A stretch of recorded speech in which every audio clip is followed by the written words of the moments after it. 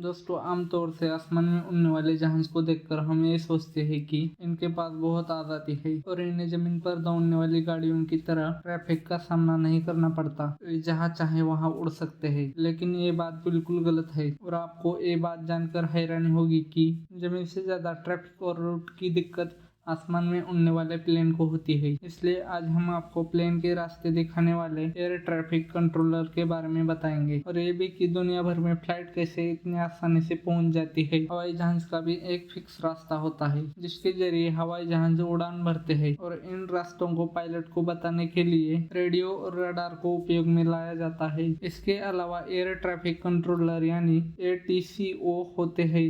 ये पायलट को बताते हैं कितनी ऊंचाई पर इन्हें हवाई जहाज को उड़ाना है। तो इससे आप समझिए, हवाई जहाज का अपना एक रास्ता होता है जो हमेशा इन एयर ट्रैफिक कंट्रोलर के रेंज में रहता है और इनकी सभी बातों को पायलट को फॉलो करना पड़ता है। पर शुरुआत में ऐसा नहीं था। पुराने समय में एरोप्लेन उड़ाने या रास्ता पता करने के लिए पायलट जमीन, पहाड़, मकान और रेलवे लाइन का सहारा लेते थे, लेकिन इनके बाद इनके रिजल्ट अच्छे नहीं मिले तो अमेरिका ने तीरों का इस्तेमाल करना शुरू किया। जमीन पर बड़े बड़े तीर बनवाना शुरू किया। ये तीर इतने बड़े होते थे कि आसमान से ये बड़ी आसानी से दिख जाते थे, लेकिन इसके साथ ही एक समस्या थी कि ये तीर रात में नहीं दिखते थे। फिर इस समस्या से निपटने के लिए इन तीरों के पास लाइट लगा दी। इस तरह से काम चलता रहा। वक्त के साथ इस सिस्टम को अपडेट किया और इसके बाद से रेडियो और रडार का इस्तेमाल होने लगा। साथ ही प्लेन के रास्ते की जिम्मेदारी पूरी तरह से पायलट की नहीं रही। अब इस काम के लिए एयर ट्रैफिक कंट्रोलर को बनाया गया जो एक कंट्रोल रूम में बैठकर पायलट को ये जानकारी देते रहते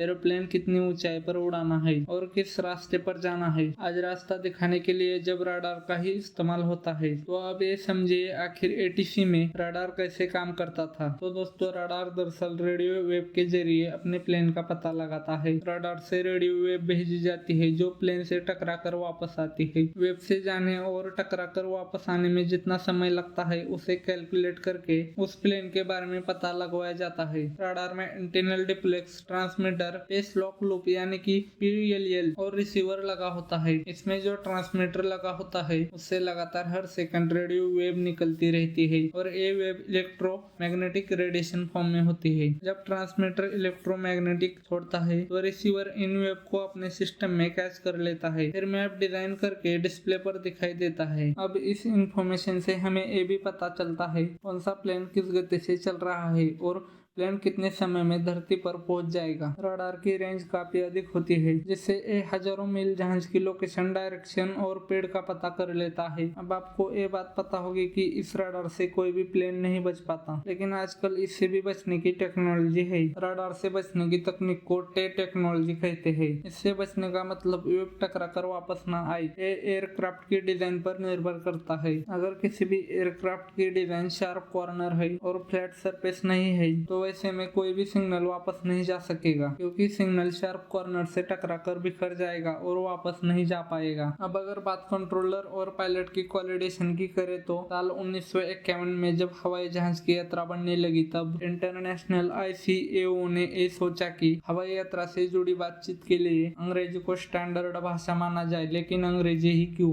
दरअसल उस समय US और UK में ही ज्यादातर हवाई जहाज बन रहे थे और यात्रा करने वाले भी इन्हीं जगहों से होते थे। क्योंकि अंग्रेजी यहाँ की बोलचाल की मेन भाषा है, इसलिए ये भाषा बन गई। हालांकि ये अंग्रेजी बोलचाल की अंग्रेजी से अलग होती है, इसे एविएशन कहते हैं। इसके अलावा आपको ये बता दे, फ्लाइट रूट बनाते समय कुछ बातों का खास ध्यान रखा जाता है। हवाई जहाज के रास्ते का एक साइंटिफिक बेस होता है। रास्तों में जमीन की बनावट कैसी है इस बात का भी ध्यान रखा जाता है। अगर रास्ता खतरनाक पहाड़ियों से होकर जाता है या मौसम खराब होता है तो इससे बचा जा सके। आपको पता ही होगा कि हवाई जहाज बरमुडा ट्रायंगल से होकर नहीं जाते। इसके अलावा कुछ जगहों पर नो फ्लाइंग जोन होता है, मतलब इस जगह के आसपास से कोई भी हवाई जहाज नहीं जा सकते, जैसे PM आवास और राष्ट्रपति भवन। असल में ऐसा सुरक्षा की वजह से किया जाता है। इसके अलावा एक जरूरी बात, कोई भी देश अपने यहाँ से गुजरने वाले फ्लाइट रूट पर बैन लगा सकता है, जैसे कुछ साल पहले पाकिस्तान ने इंडिया के साथ किया था जब भारत ने पाकिस्तान पर एयर ट्रैक किया था। ये थी फ्लाइट रूट और एयर ट्रैफिक की पूरी इंफॉर्मेशन। ऐसी इंफॉर्मेशन जानने के लिए हमारे साथ जुड़े रहे। आप सबका इस वीडियो को अंत तक देखने के लिए धन्यवाद।